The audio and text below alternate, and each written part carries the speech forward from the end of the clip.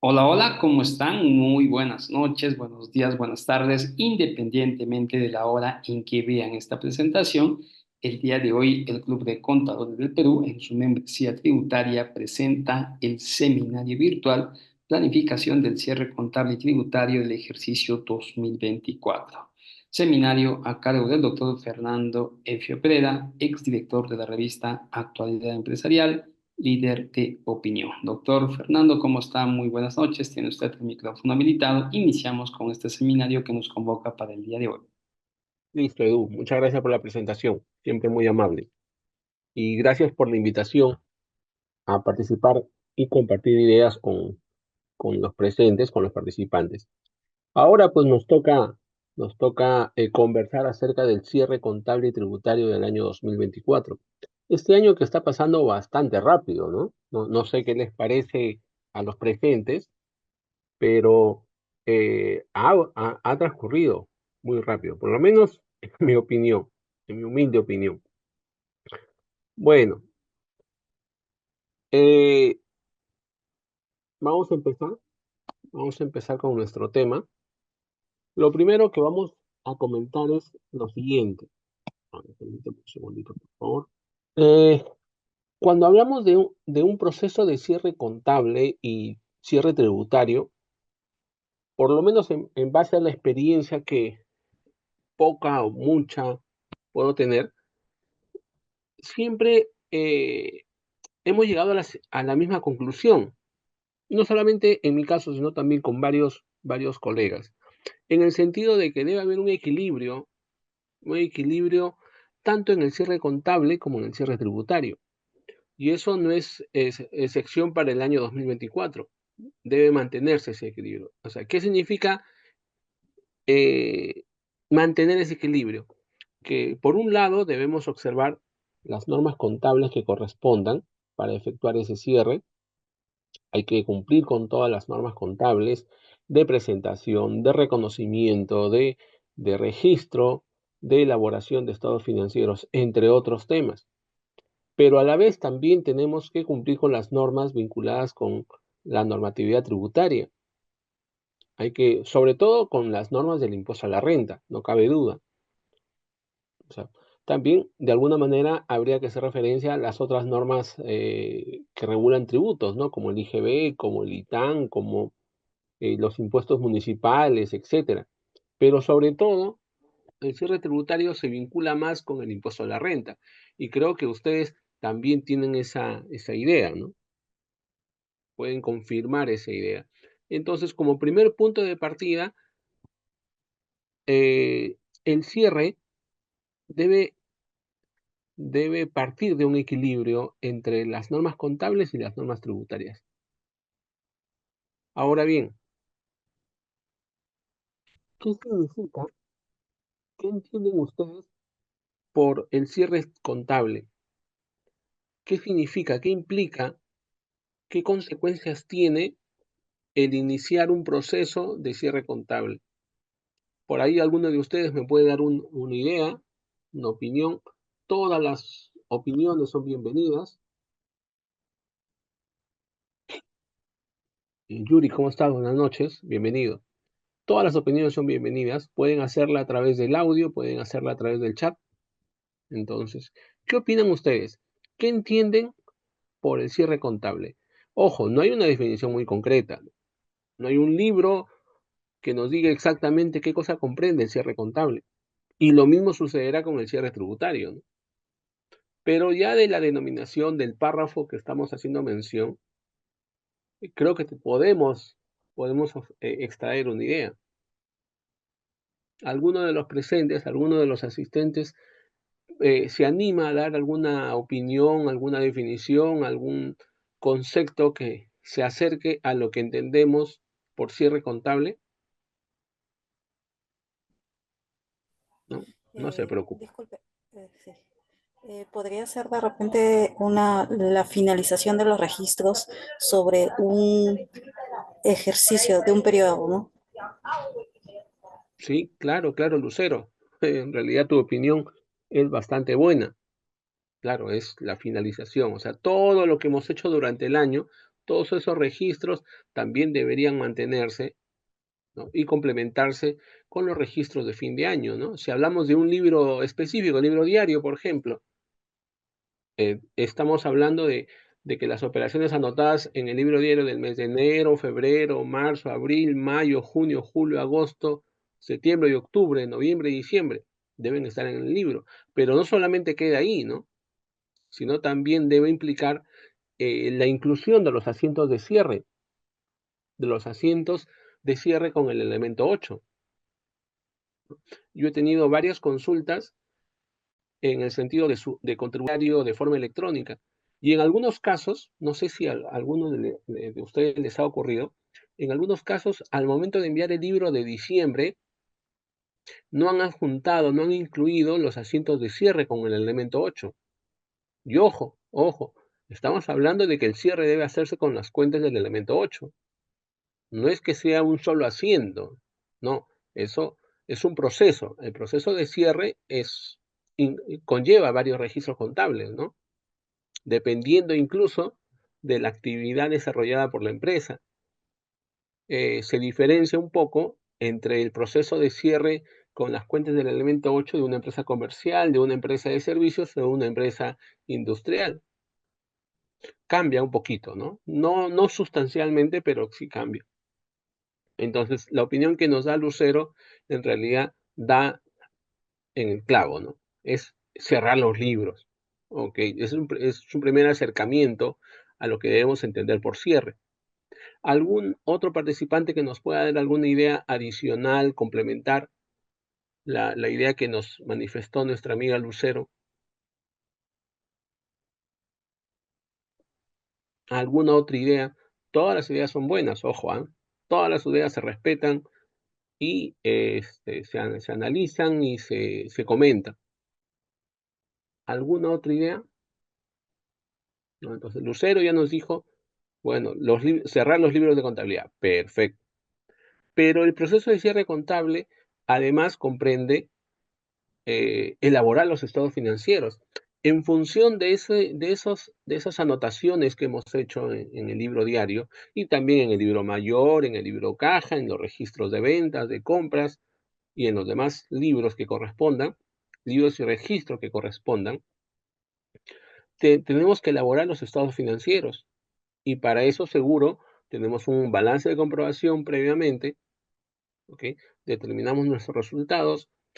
Esa información la trasladamos a los estados financieros, al estado de situación financiera, ¿no? Lo que antes era el balance general, al estado de resultados, lo que antes era el estado de ganancias y pérdidas, al estado de cambios en el patrimonio y finalmente al estado de flujo de efectivo. Y luego tenemos que tener las notas a los estados financieros, que es el detalle de las partidas que mostramos en esos estados, ¿no? Sobre todo en el estado de situación financiera y en el estado de resultados.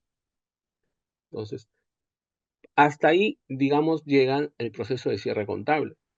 Alguna persona podría decir, no, pero es un proceso sencillo, pero no necesariamente, ¿no? Podría hacerlo, sí, ciertos análisis. No se trata de un proceso mecánico, ¿no? De trasladar los saldos del balance de comprobación a los estados financieros, no necesariamente. O sea, el proceso de elaboración de estados financieros implica cierto análisis para identificar los elementos de los estados financieros y luego ver cómo se presentan en los mismos, ¿no? Para eso están las partidas corrientes, las partidas no corrientes, ¿no? Lo que es el patrimonio. En algunos casos, algunas partidas de activos, que generalmente son de activos, tienen saldos negativos. Y lo mismo con las partidas de pasivos, ¿no? También pueden tener saldos deudores. Una partida de anticipo, por ejemplo, anticipos entregados a proveedores. Entonces, va a tener un saldo positivo, va a tener un saldo deudor. ¿Cómo presentamos esa partida? Lo mismo con las cuentas corrientes, ¿no? ¿Qué pasa cuando tenemos sobregiro bancario?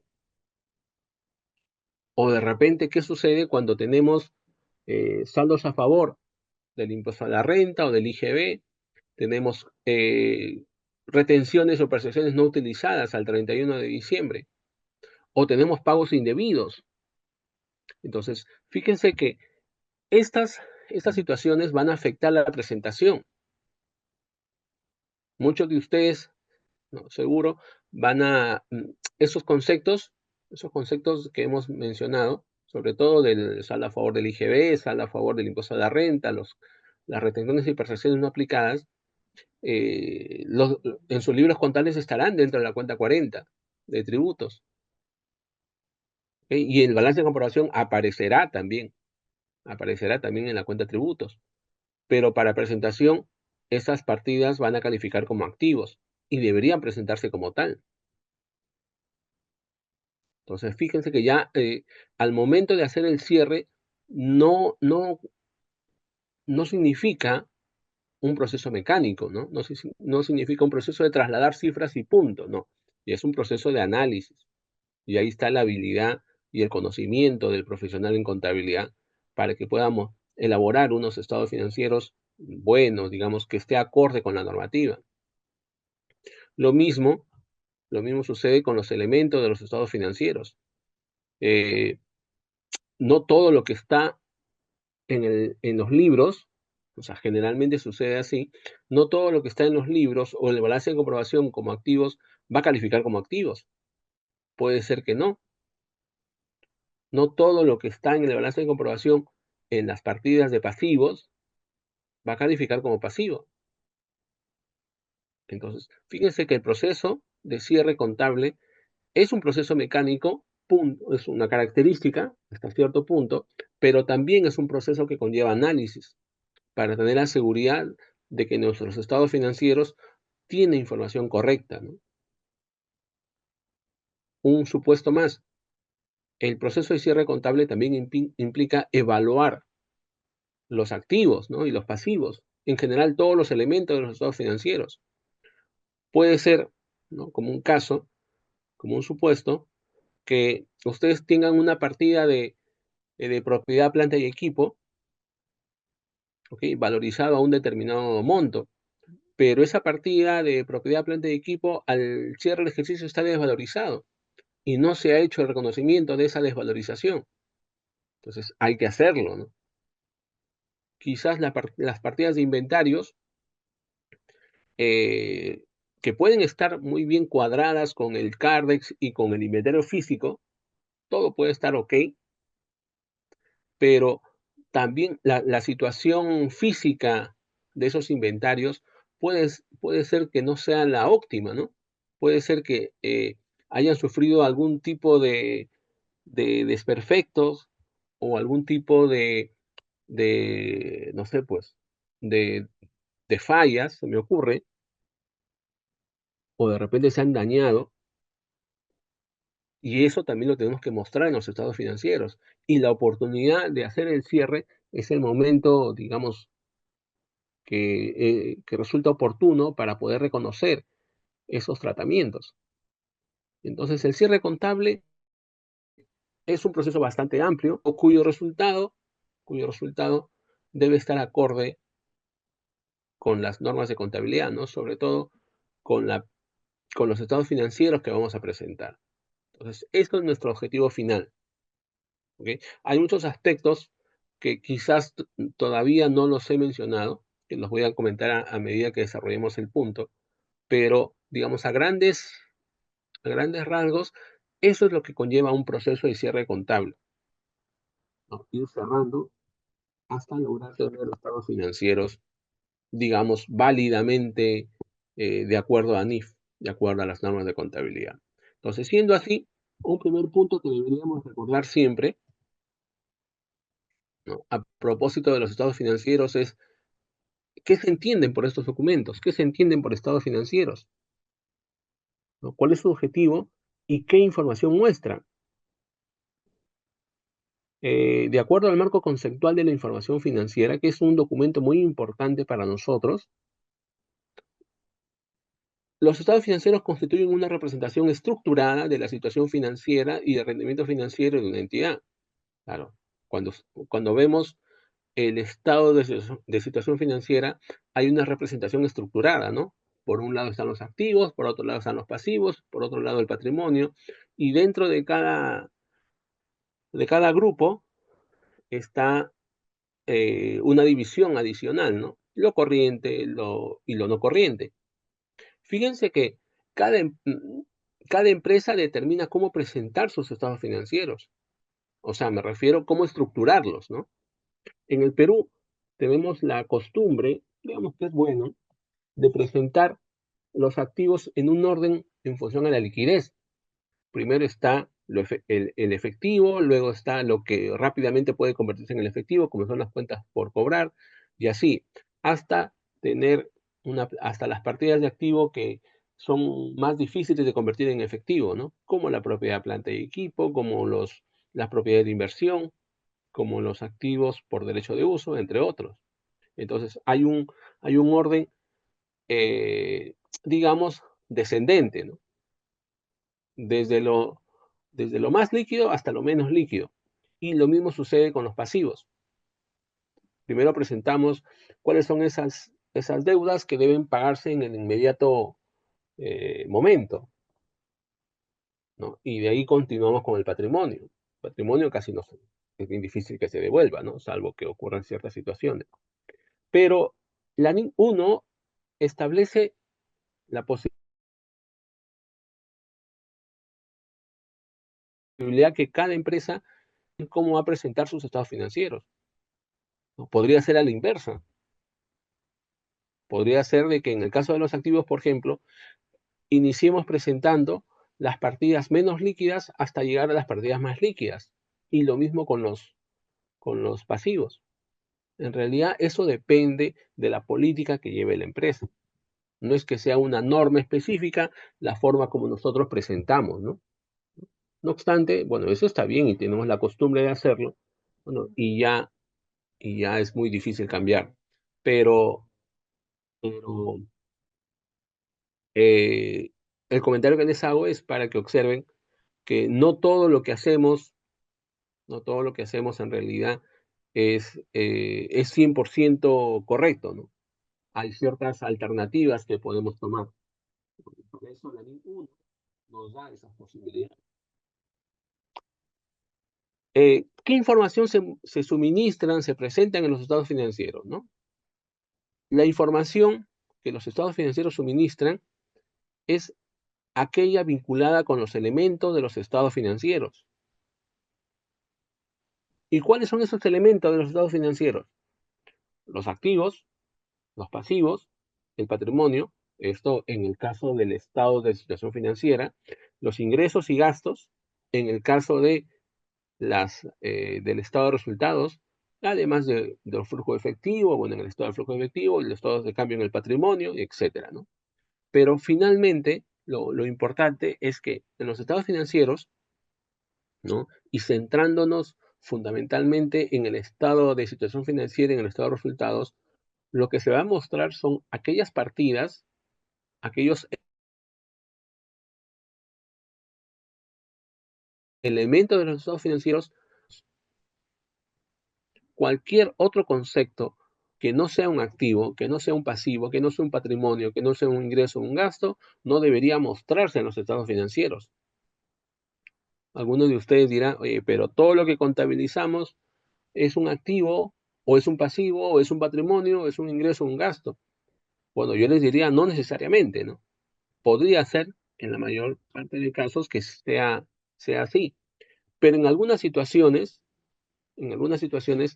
es posible que lo que estemos contabilizando, lo que estemos mostrando en los registros contables, no necesariamente califique como un activo, un pasivo, un patrimonio, un ingreso, un gasto. Puede ser que no sea nada, ¿no? Y sin embargo están en libros. Y aún así, bueno, podríamos cometer el error de presentarlos en los estados financieros. Entonces hay que tener mucho cuidado. Esta idea de que los estados financieros suministran información acerca de los siguientes elementos de una entidad, activos, pasivos, patrimonio, ingresos y gastos, es muy importante, ¿no? Siempre hay que mantenerla presente. Siempre esta característica hay que tenerla presente. siempre en nuestra actividad, más sobre todo cuando entramos a un proceso de cierre.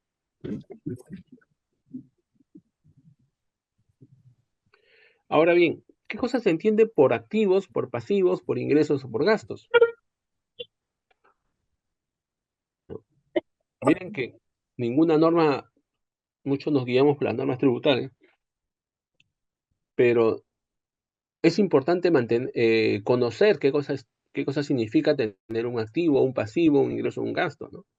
Siempre en la normatividad tributaria, si enlazamos ambas normativas, la contable y la tributaria, siempre nos indican por ahí, ¿no? ¿Es un activo o es un pasivo, es un ingreso o un gasto?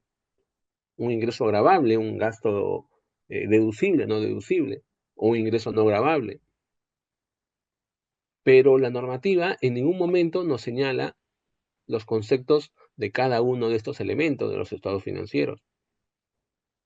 Entonces, para poder tener certeza de lo que significa cada uno de estos conceptos, hay que acudir al marco conceptual de la información financiera. En este documento, que es muy importante que lo revisemos, y si lo hemos hecho, bueno, siempre es bueno volver a repasar esos conceptos porque verdaderamente resultan importantes en cada hecho económico. El marco conceptual de la información financiera define a un activo como un recurso económico presente, o sea, hoy día, y entendiéndose como recurso controlado por la entidad como resultado de sucesos pasados, entendiéndose que ese recurso económico presente tiene el derecho, o perdón, es un derecho que tiene el potencial de producir beneficios económicos en el futuro. Entonces, esa definición de activo tenemos que siempre considerarla y contrastarla con lo que estamos contabilizando para tener la certeza que estamos frente a un activo. De esta definición, en donde, repito, recurso económico presente puede ser un bien tangible o intangible, en donde el control, el control por la entidad, muchas veces significa propiedad. Es decir, ese bien intangible o tangible que tengo como recurso económico presente debe ser controlado por la entidad. En otras palabras, debe ser propiedad de la empresa. En la mayor parte de los casos debe ser propiedad. En algunas situaciones especiales que están previstas en la normatividad contable, puede ser que no haya propiedad, pero sí algún tipo de control sobre ese activo, ¿no? Un ejemplo típico en donde existe control pero no existe propiedad es en los activos por derecho de uso, en donde hay un derecho de un activo, pero la empresa no tiene la propiedad de ese activo, ¿no? Acuérdense de los arrendamientos financieros. Entonces, volviendo al concepto, y lo reitero, un activo es un recurso económico presente controlado por la entidad, ese control significa propiedad, y que el origen de ese recurso económico presente controlado por la entidad se debe a un hecho pasado, ¿no? Económico presente es un derecho que tiene el potencial de producir beneficios económicos futuros. Si no tiene esta condición de producir beneficios económicos futuros, por más que sea un bien tangible o intangible, por más que haya un control por parte de la entidad, por más que se haya originado en un suceso pasado, no habría activo, no habría activo, porque la naturaleza misma de un activo es que me va a generar un beneficio en el futuro. No sabemos cuál y no sabemos cuándo, ¿no? Ya dependerá de cada tipo de bien, de qué forma nos va a generar el beneficio, ¿no? Probablemente. Tampoco significa de que siempre va a ocurrir, pero hay una posibilidad, hay una gran probabilidad de que genere un beneficio económico en el futuro. Entonces, para que estemos frente a un activo y podemos mostrarlo en el estado de situación financiera, tiene que cumplirse con todas estas características. De lo contrario, no hay nada, no hay nada. En el caso de los pasivos, el marco conceptual también realiza una definición de este concepto. señalando que un pasivo es una obligación presente de la entidad de transferir un recurso económico como resultado de sucesos pasados.